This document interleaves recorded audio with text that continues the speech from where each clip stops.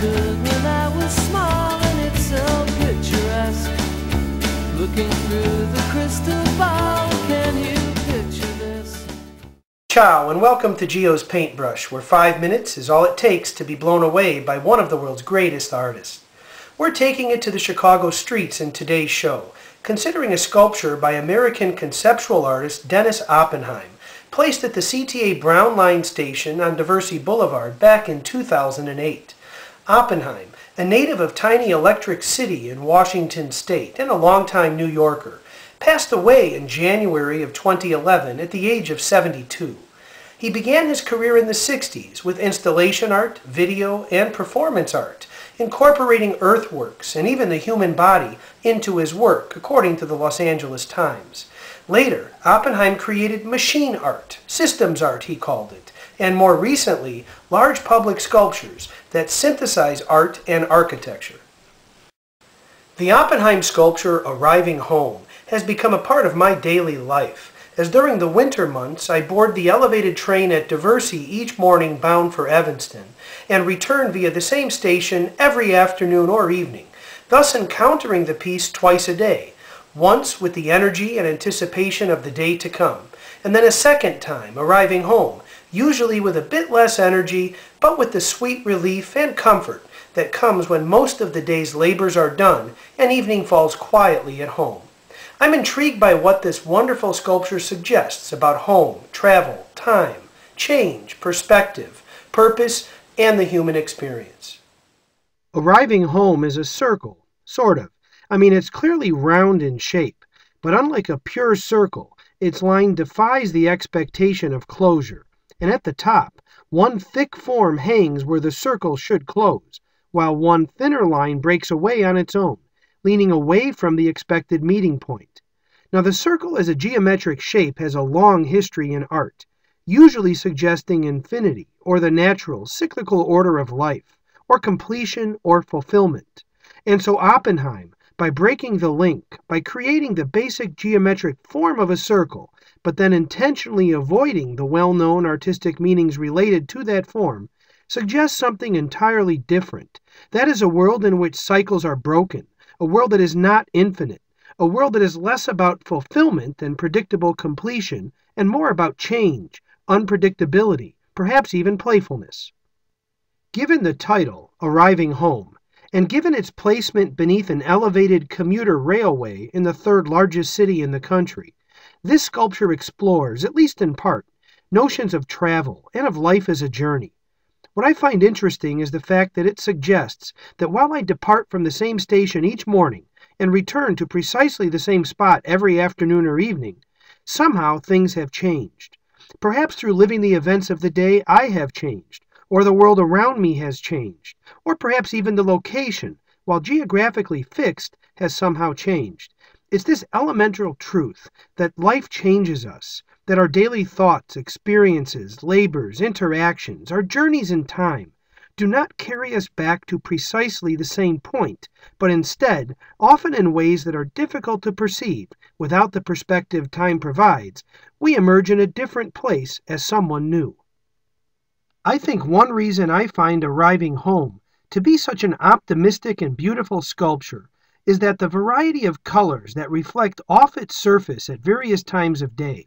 capture why the often hidden reality of constant change. Consider, for example, that physically we age over time, and yet cannot spy the changes by hour or by day, although they are considerable when measured in years, is exciting, enriching, interesting. It's brilliant to me that Oppenheim designed a sculpture that itself changes over the time of a single day and with the seasons, and that refuses to exist in isolation, calling in the viewer, most often commuters, with light-throwing reflections in the shape of long, colorful lines across the sidewalk and Diversey Boulevard itself, as if the piece is providing a rail of its own for Chicagoans to follow, directly into the sculpture.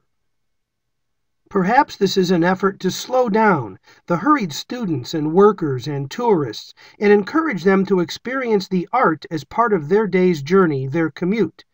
While the careful experiencing of the piece reveals a variety of colors, the most recognizable and dominant color is a sort of shiny bright gold, connoting the value of our journeys, the worth of a life's explorations, the ultimate prize for leaving our homes, physically, intellectually, spiritually, to embark on unpredictable, uncertain journeys with no guarantee of a return, maybe even no possibility of a return to exactly where we were upon departure. It also suggests to me the value of life precisely because it is not infinite, not something that will last forever, or recycle itself the way in which a circle recycles itself.